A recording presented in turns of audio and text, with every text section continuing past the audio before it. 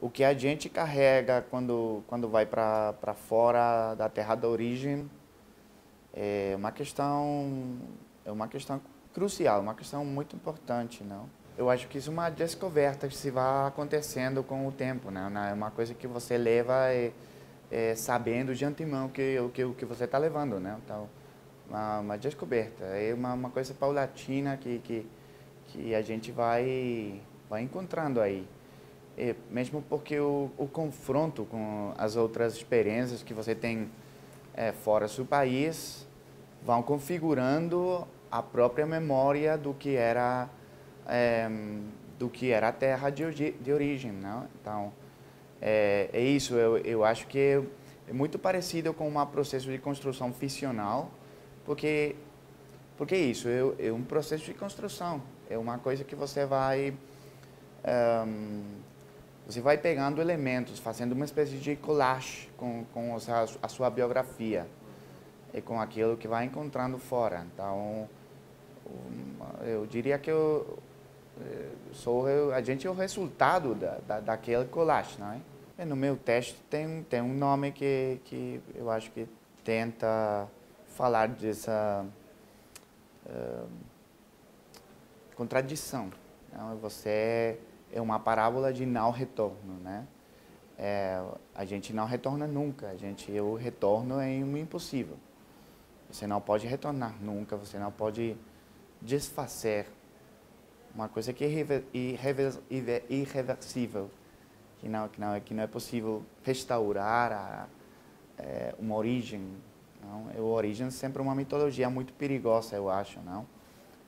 Então, com certeza, muda a gente, mudam os lugares,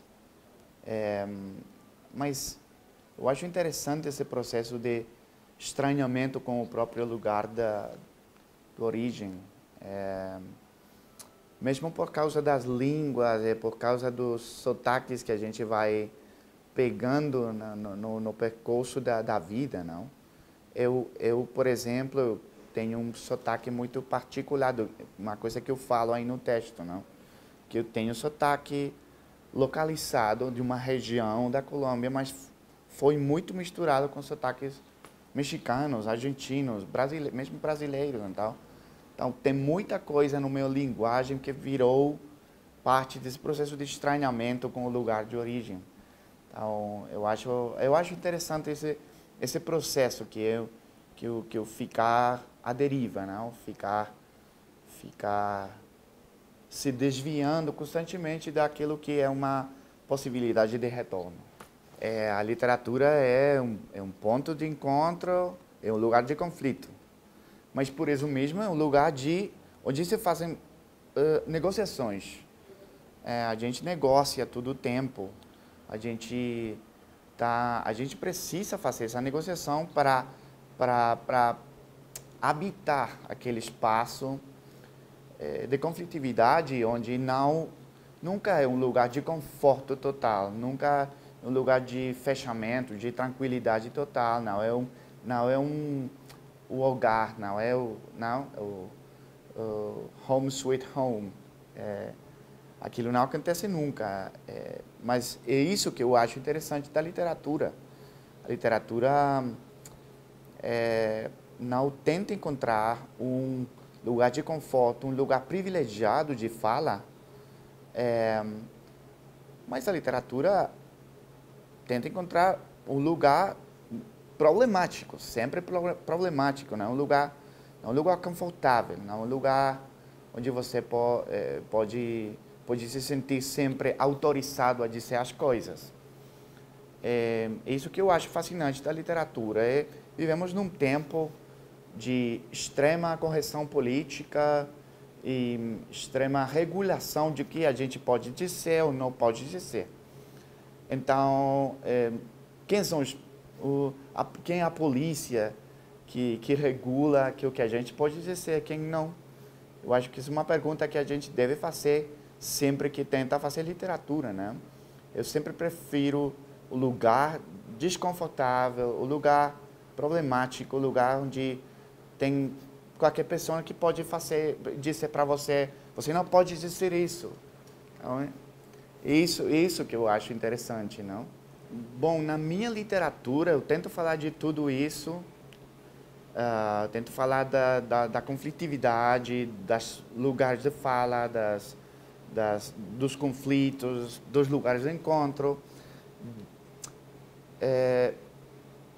tentando explorar uma questão que é, para mim, muito importante, porque atinge um dos núcleos da literatura em geral. E sempre, quase sempre, especificamente na literatura latino-americana, sempre a literatura latino-americana foi feita por gente privilegiada. De um ou outro modo, a gente sempre foi gente privilegiada, gente que recebeu uma educação, gente que teve acesso a certos privilégios, não? Numa sociedades como as nossas, onde a desigualdade é a regra, não? Então, eu sempre tentei pensar quais são as vozes que transitam, que percorrem a literatura latino-americana. E, respondendo a isso, eu descobri, no desenvolvimento do meu trabalho, que essas vozes são vozes porosas, são vozes quebradas, são vozes que têm o peso do privilégio, mas tem, ao mesmo tempo, tem o peso ou a filtração, eu diria, das outras vozes, das outras vozes que estão presentes nas nossas sociedades. São vozes que atravessam e que quebram o sentido, que quebram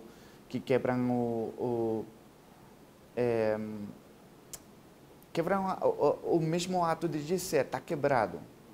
Então, é isso que a minha literatura está explorando, como se quebram essas vozes, as vozes do poder, as vozes do privilégio, como se quebram essas vozes, deixando outras vozes entrar, deixando outras vozes habitar. Isso acontece de diversos modos nos meus livros. Diria que em cada livro tem uma exploração distinta daquela situação de quebra, de queda do privilégio, não? De privilégio da voz. Bem, primeiro, o fato de ter traduzido literatura brasileira do século XIX, eu fiz também uma tradução do Aloísio Acevedo, que é uma coisa assim que ninguém conhece, mas que eu gostei muito de fazer isso, porque eu encontrei que a literatura brasileira tem uma relação muito forte com a literatura da Colômbia. Temos, talvez por causa da economia política, porque somos sociedades que temos uma relação com os commodities específicos nesse ponto da história, não? O café, sei lá. Então, eu encontrei que na literatura brasileira eu tinha a oportunidade de explorar também uma parte desconhecida da literatura colombiana. Para mim, então, eram universos que não eram alheios, eram universos muito próximos do meu imaginário, dos imaginários da literatura colombiana. As fazendas, a escravidão, a situação das castas nesses lugares, o começo das grandes cidades, tudo isso, né? Então para mim, o processo de fazer essas traduções da literatura brasileira para mim foi uma parte importante da exploração da minha própria literatura.